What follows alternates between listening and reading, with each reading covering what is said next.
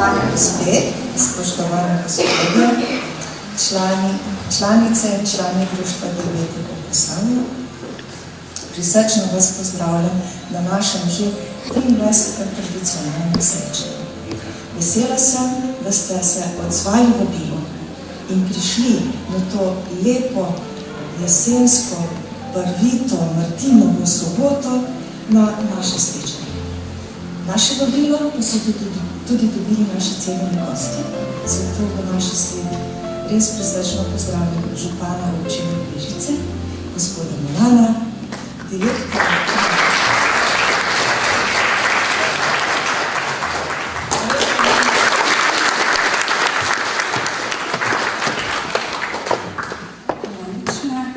Torej, nenalezljiva bolezen sodobnega človeka in je tudi ena glavnih vzrokov za prezgodnjo smrt.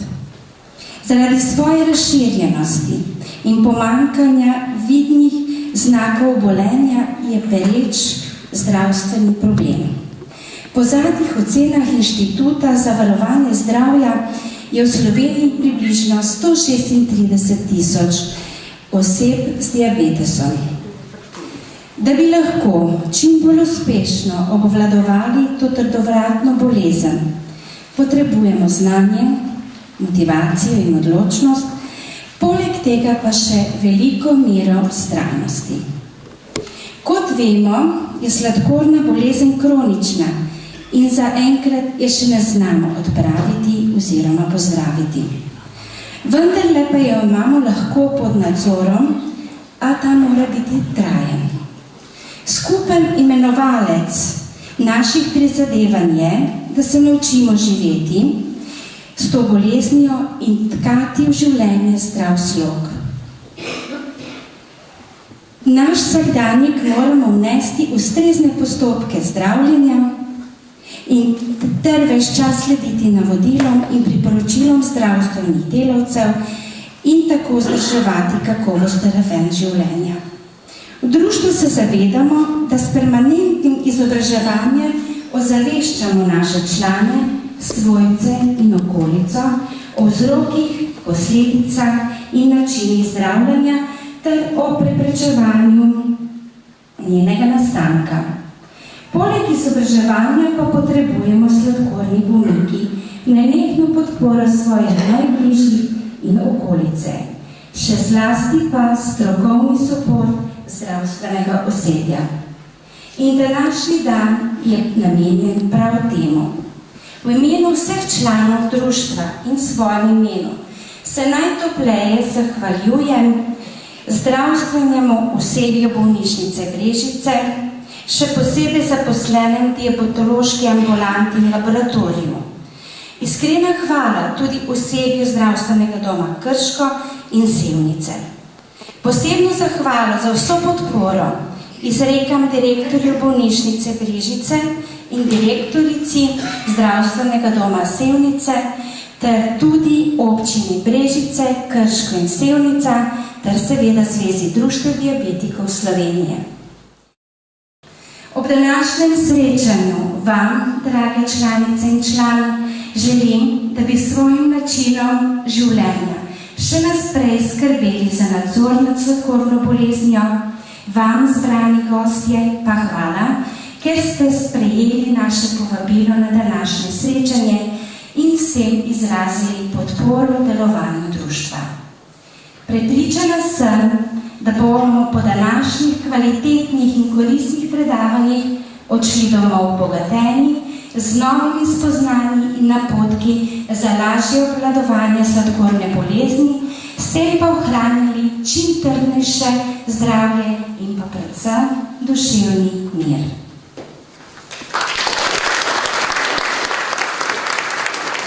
Njihovo poslanstvo to, da zdravje ljudi je na nek način moje poslanstvo tudi to, da pomagam svojim občanom in seveda, da ustvarjamo take pogoje, da lahko v njih delujemo. Zato seveda se zelo zavedam tudi pomena društev različnih, ki jih imamo v občini Brežice, ki delujejo na svojem področju in seveda tudi vaše društvo je eno od teh, ki je zelo aktivno in ki s tem seveda tudi pripomore vsem vam in pa seveda tudi s tem vam nekako olajša predvsem bivanje oziroma življenje z vašo boleznijo.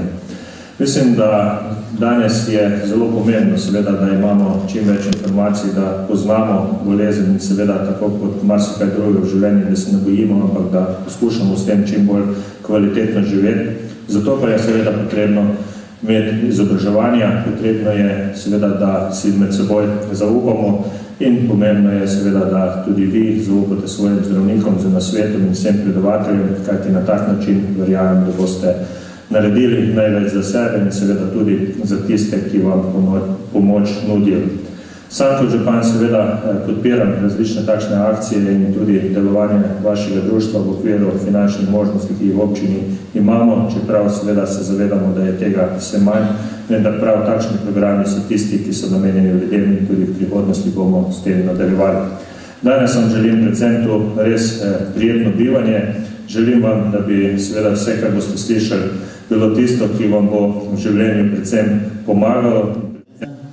Povečal, se pravi, število obiskov in točk, ki naj bi po pogodbi z Zavodom za zdravstveno zavarovanje realizirali v tej ambulanti, ker vidimo, da je pripad uporabnikov v to ambulanto žal ali pa na srečo vedno večji in da trenutno zopet presojamo še eno morebitno širitev programa v tej ambulanti.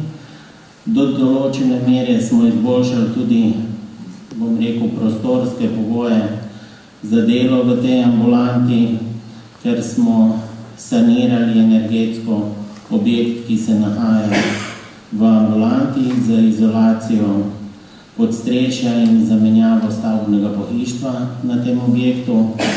V prihodnje pa upam, da bomo tudi z vrnitvijo ene od zdravnic z porodniškega dopusta še bolj okrepili strokovno delo v ambulanti. Želim vam prijetno druženje danes.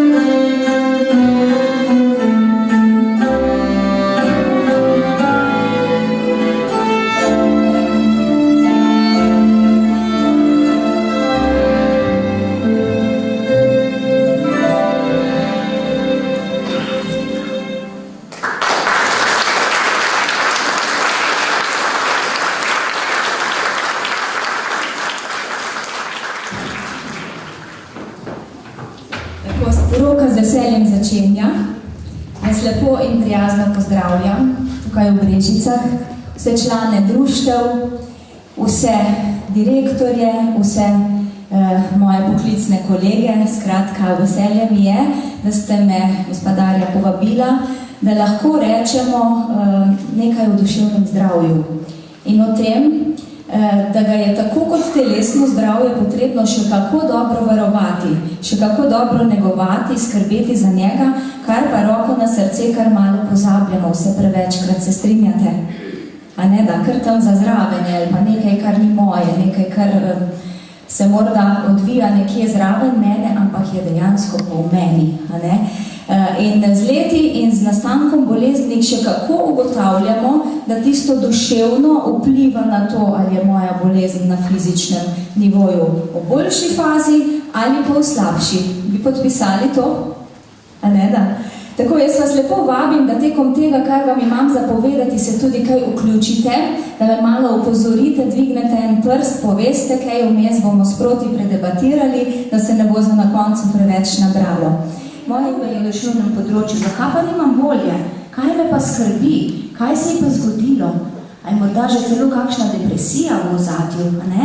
Torej, volja, moč, tudi koliko se v društvu srečujete, a ne? Če je kdo takšen, da rečete, joj, no, zdaj pa že mesec je pa moja kolegica popolnoma brez volje, brez moči. Dejte se pogovoriti, ne? Dejte to opaziti, dejmo tudi kolegi med sabo, sorodniki med sabo, bližnji skupaj, tudi te stvari opaziti. Ne samo tiste, ki pišejo na papirju, a ne? In so dokazljive.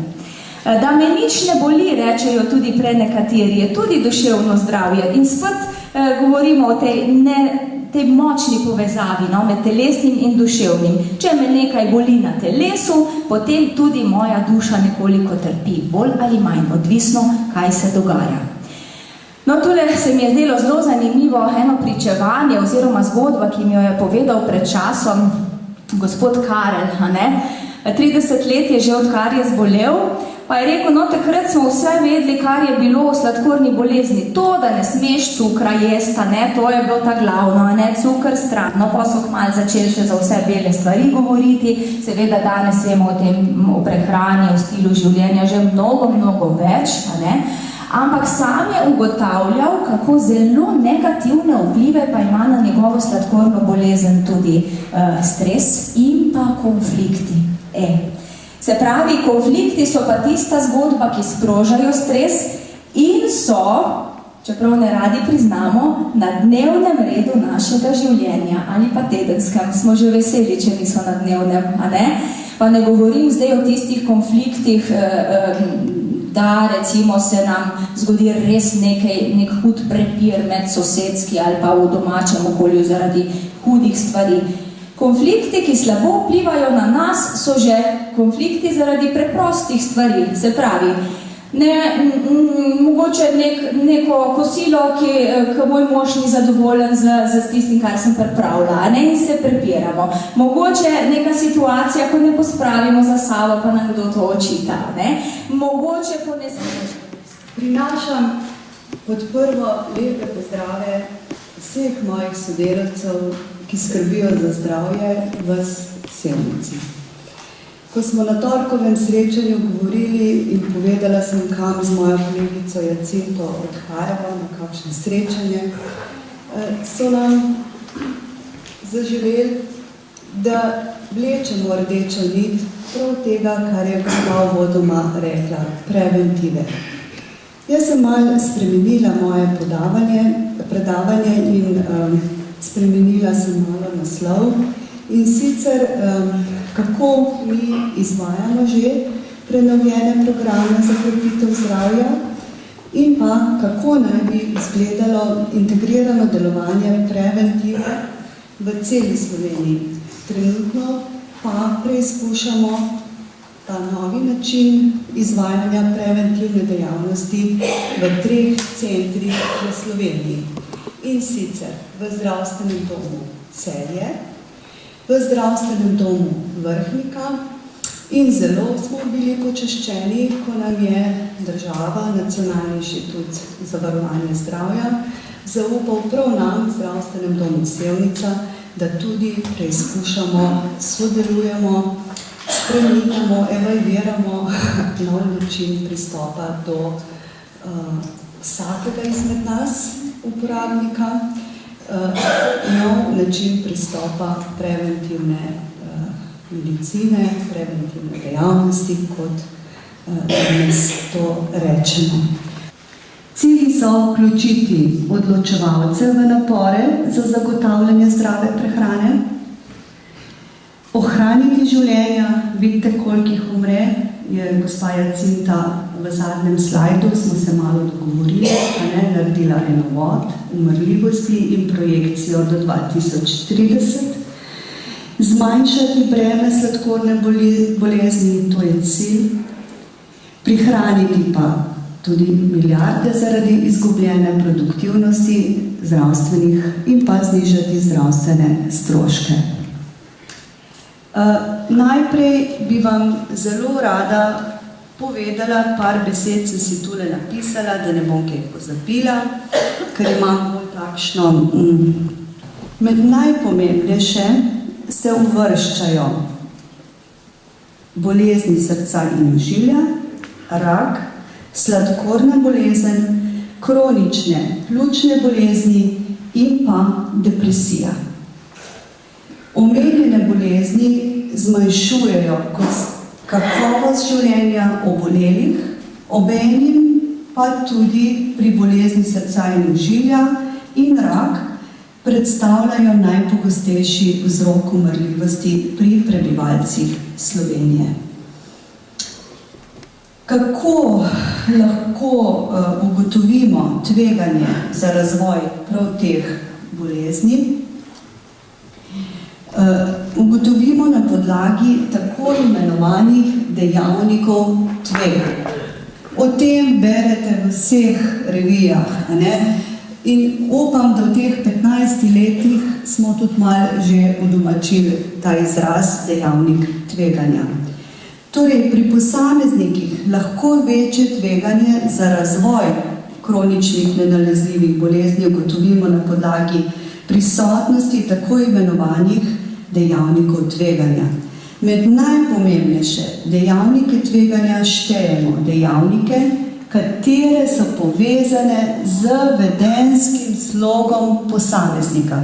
To so pokazale raziskave. Zdaj pa si kar sami pri sebi naredite en tak miselni vzorec v zvezi z nezdravo prehrano in na drugi strani, ali se zdravo prehranjujem, ali vem, kaj je to zdrava prehrana.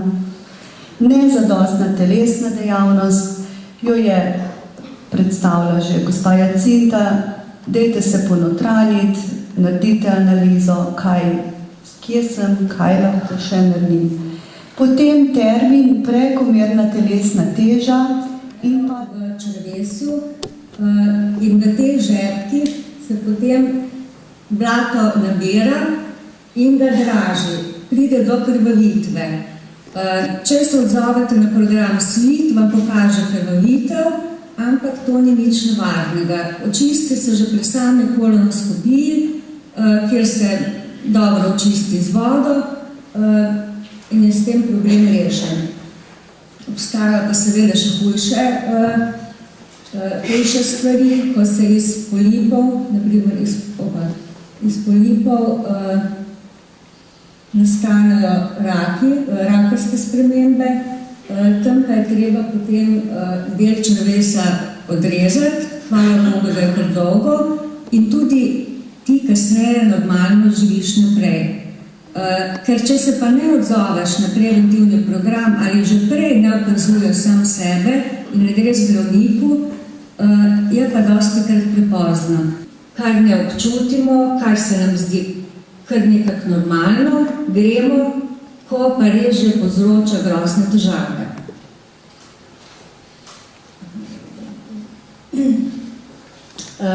Kaj sploh počne debelo črevo?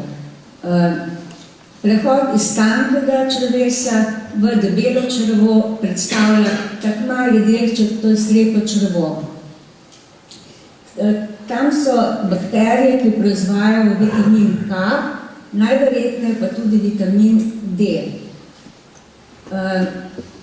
To črevo se počasi reducira in ostaja samo še kot nek privesek, tako da nevarno je samo, če se spet kot divertikel notri nabere blato, ki ga iritira in povzroča, ali pa bakterije nevarne, ki povzročijo vnetje, takrat pa ga je treba iti na operacijo, na operativni poseg in se ga odstrani. Mi brez njega komod lahko lepo živimo, ni nas več strah, če nas nekaj zvija, ali je to slepič ali ni, ker vemo, da ga nimamo, torej nekaj drugega. Vedno pa je treba pri vsaki hudi bolečini, ki se pojavi, iti k zdravniku, ker nikoli ne veš, kaj pa je. Debelo črevo se nekako dviguje do tu nekje, do trebušne prepone, potem pa zavija. Pri samem kolonoskopiji so te zavoji zelo boleči, zato je vedno dobro, da ti lepo sodeluješ s sestro in zdravnikom, ki izvaja kolonoskopijo, da te ovinke čim lepše zvoziš. In potem ni takih bolečin. Ker tisti, ki dela poseg, tudi vmes skozi napihuje zrak, da širi črevo in ga lepo vidi, je tudi pomembno, da vi izpuščate zrak ven. Kakšna gospa je rekla, joj, meni je pa tako neroden, jaz ne morem zdaj kar predeti klere, ne? Ja, moraš, ne, če nočeš, da te boli, ker če gre nekaj noter, mora tudi ven, ne? Tako da to sodelovanje, izpihovanje, dihanje, poslušanje navodil je zelo pomembno. Debelo črevo ima tudi nalogo, da posrka vodo. S tem pomaga, da se oblikuje blato. Če ostane dosti vode, potem je blato bolj tekoče, imamo pač drisko. Kar pomeni driska, veste, da je zelo nevarna zaradi tega, ker potem dehidriramo. Najbolj nevarna je pa pri malih otrocih. Oni, če imajo drisko, morajo iti v bolnišnico, kjer dobijo infuzijo, da se hitro nadomesti tekočine. Mi si lahko pomagamo na druge načine, s prehrano, ali vzamemo Linex, probiotike, ki zelo hitro pomagajo. Če pa zraven še bruhamo, torej na vse načine izločamo tisto, kar bi morali sprejemati, takrat pa tudi mi moramo iti po eno infuzijo. Pogubni, da gre za vprašanje preživetja, ker te strupi, ki so noter, prehajajo v naše celice, v druge organe, kjer lahko povzročijo hude motnje. Vi boste šli na preglede, zdravnik vam bo pregledal marsikaj, potem bomo tudi videli bolezni, ki so povzročene s toksini iz črevesja. Ne bo ugotovil nič, ne? Mogoče bo rekel, ker ste že žalostni, obupani, vse vas boli, noben ne ve, kako ne pomaga, da ste depresivni. Ampak niste, ne? Gre za nekaj drugega. In to drugo, s čim si tudi lahko pomagamo, ali pa vidimo, ali je to ali ni to, se pa potem imenuje gre za eno novo stvar, kjer si pomagamo z čiščenjem črevesja. Pokara mikrofon. Popolnoma črno blato, potem gre za krvavitev iz zgornjega dela. Torej, od želodca navzgor. To je treba takoj ostaviti, takoj po pomoč k zdravniku. Temu blatu se reče melena. Ko smo delali na interni, če si vstopil v sobo, ima tudi zelo specifičen vonj. Takoj si vedel, tukaj je melena. Torej, uporabljaš nos, uporabljaš oči in poiščeš pomoč.